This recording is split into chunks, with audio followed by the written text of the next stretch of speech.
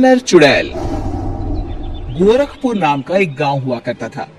उस गांव में ज्यादा लोग नहीं रहते थे। उस गांव में एक गर्भवती विधवा औरत रहती थी। उस औरत का नाम कमला था। कमला अपने घर में अकेली रहती थी। उसके पति की सारी जायदाद उसके नाम हो गई थी, पर सभी गांव वाले उस औरत को मनहूस औरत समझा करते थे और सभी उससे नफरत किया करते थे। एक बार कमला राशन की दुकान पर खाने का सामान खरीदने जाती है। भैया जी, जरा 1 किलो दाल चावल देना। अरे हाय हाय हाय हाय हाय हाय। अरे मनहूस औरत, मेरी दुकान में अपशुगन करवाने आ गई क्या है? चल जा यहाँ से, मैं कुछ नहीं देने वाला तुझे। भाग भाग यहाँ से, चल जा निकल। भैया जी, ऐसा मत कहिए, मैं गर्भवती हूँ, मुझे खाने की बहुत जरूरत है, मुझे खाना दे दीजिए। दुकानदार कमला को वहां से धक्के मारकर भगा देता है। तभी कमला रोते रोते उस गांव के किन्नरों के इलाके में आ जाती है। गांव वाले किन्नरों को उसी इलाके में रखा करते थे, क्योंकि वो लोग किन्नरों को पसंद नहीं करते थे और उनके इलाके में रहने से मना करते थे। तो किन्नरों ने उसी गांव में अपना एक इलाका बना लिया था। जब किन्नर लोग देखते हैं कि एक गर्भवती महिला रोते रोते उनके इलाके में आ गई है, तो सारे किन्नर कमला के पास जाकर उसका हाल पूछने लगते हैं। क्या हुआ बहन, तुम्हारी गर्भवती अवस्था में इतनी बुरी हालत कैसे है? तुम रो क्यों रही हो? तुम डरो मत, हम तुम्हें कोई नुकसान नहीं पहुंचाएंगे। तुम शांत होकर सब बताओ कि हुआ क्या है। मैं कमला हूँ, मैं गांव के दूसरे इलाके से आई हूँ। 2 महीने पहले ही मेरे पति की मौत हुई है। मुझे गांव के लोग मनहूस मानते हैं, क्योंकि मैं विधवा हूँ और गर्भवती भी। वहाँ के लोग मुझे खाने के लिए कुछ बेचने के लिए भी तैयार नहीं, जिससे मेरा गुजारा नहीं हो रहा था। कोई बात नहीं कमला, हम तुम्हारा ख्याल रखेंगे। किन्नर लोग कमला को एक खाली घर में रहने के लिए जगह दे देते हैं और उसकी देखभाल भी करते हैं। कुछ ही महीने बाद कमला अपने बच्चे को जन्म देती है, पर अफसोस, कमला बच्चे को जन्म देते ही अपनी जान गंवा देती है। जब सब किन्नर बच्चे को देखते हैं तो बहुत खुश हो जाते हैं, क्योंकि वो बच्चा भी किन्नर ही था। कमला ने एक किन्नर बच्चे को जन्म दिया था। अब इस बच्चे की देखभाल कौन करेगा? हम तो इस बच्चे को गांव के दूसरे इलाके में भी नहीं भेज सकते। और तो क्या हुआ, इस बच्चे की माँ नहीं रही तो हम इसे पालेंगे। अब ये हमारे इलाके में रहेगा, हमारे साथ रहेगा। फिर वो किन्नर उस किन्नर बच्चे को गोद ले लेते हैं, उसका नामकरण कराते हैं। उस किन्नर बच्चे का नाम शक्ति रखा जाता है। देखते ही देखते शक्ति बड़ी होने लगती है। उसके रंग रूप बहुत सुंदर थे। वो बहुत सुंदर किन्नर दिखती है। एक दिन शक्ति एक किन्नर से पूछती है, माँ जी सुनिए ना, ये गांव के दूसरे इलाके में भी तो लोग रहते हैं, तो हम वहाँ क्यों नहीं जाते?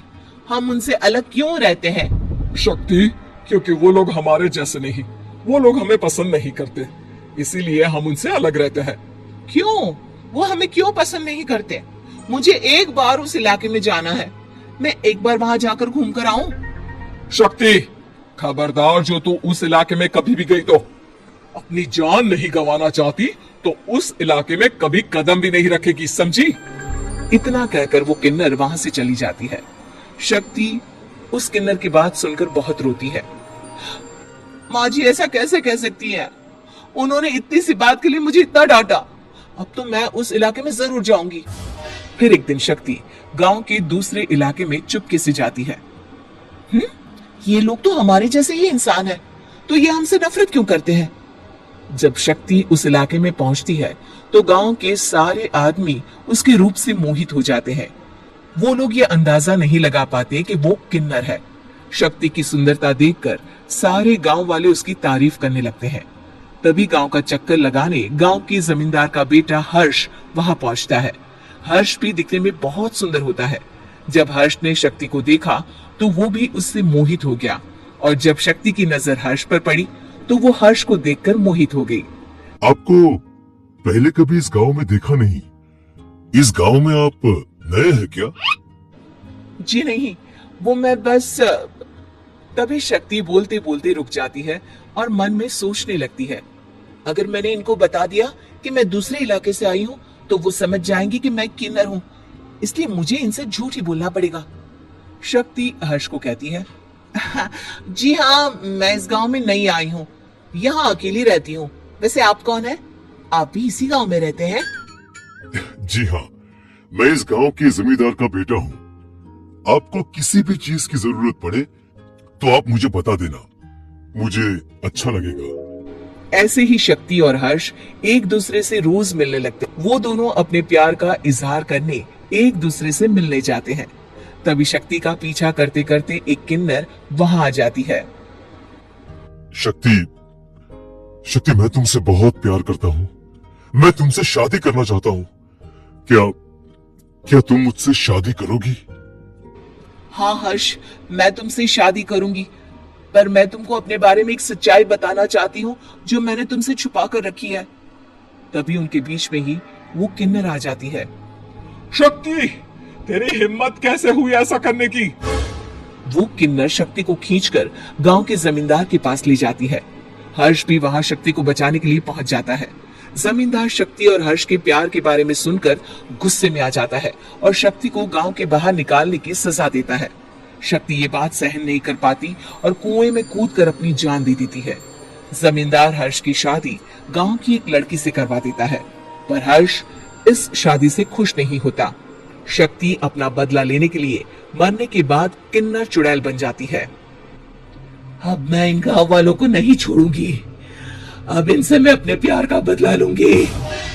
किन्नर चुड़ैल गांव वालों को परेशान करना शुरू कर देती है। एक बार वो रात को गांव के खेतों में पहुंच जाती है और वहां आग लगा देती है। सारी फसल जल के राख हो जाती है। जब एक आदमी रात को उठकर देखता है कि खेत में आग लग गई है, तो वो वहां पहुंच जाता है। वो देखता है कि खेतों के बीचों बीच एक किन्नर चुड़ैल खड़ी है और वहां खड़े होकर ताली बजा रही है। गांव वाला किन्नर चुड़ैल को देखकर बेहोश हो जाता है। जब सुबह उस आदमी को होश आता है तो वो सीधा जमींदार के पास जाता है। अरे जमींदार साहब, अरे वो किन्नर चुड़ैल ने मेरी सारी फसल जला दी। अब मैं क्या करूंगा? क्या होगा मेरा? जमींदार चुड़ैल किन्नर का नाम सुनते ही सब कुछ समझ जाता है। अब वो बहुत डर जाता है। उसी रात को जब जमींदार डर के मारे अपने कमरे में सो नहीं पाता, तभी वहां अचानक से किन्नर चुड़ैल आ जाती है। किन्नर चुड़ैल जोर जोर से जमींदार के आगे खड़ी होकर हंसने लगती है और ताली बजाने लगती है। जमींदार उस डरावनी किन्नर चुड़ैल को देखकर बहुत डर जाता है। तूने मेरे साथ बहुत बुरा किया, अब मैं तुझे जान से मार दूंगी। नहीं नहीं नहीं नहीं, नहीं। मुझे माफ कर दो, मुझे मत मारो। मैं कभी ऐसा दोबारा नहीं करूंगा। अब तुम जो बोलोगी वही मैं करूंगा। ठीक है, मैं चाहती हूँ कि किन्नर इलाका गांव के इलाके से जुड़े और गांव का कोई भी आदमी किन्नर समाज से द्वेष न करे, उससे नफरत न करे, नहीं तो मैं सारे गांव को मार दूंगी। और तुम गांव में एक नया कानून बनाओ कि अगर किसी ने भी किन्नर समाज को हानि पहुंचाने की कोशिश भी करी या इनसे भेदभाव करने की भी कोशिश करी, तो उनको कड़ी से कड़ी सजा मिलेगी। हाँ हाँ हाँ हाँ, मैं ऐसा ही करूंगा। तुम जो बोलोगी वो मैं करूंगा, पर मुझे जाने दो प्लीज। तब वो किन्नर चुड़ैल वहां से चली जाती है। गांव का जमींदार किन्नर चुड़ैल का कहा मानते हुए दोनों इलाकों को एक कर देता है और नया कानून भी लागू कर देता है। तब से वहां किन्नर समाज और बाकी गांव वाले शांतिपूर्वक रहने लगते हैं।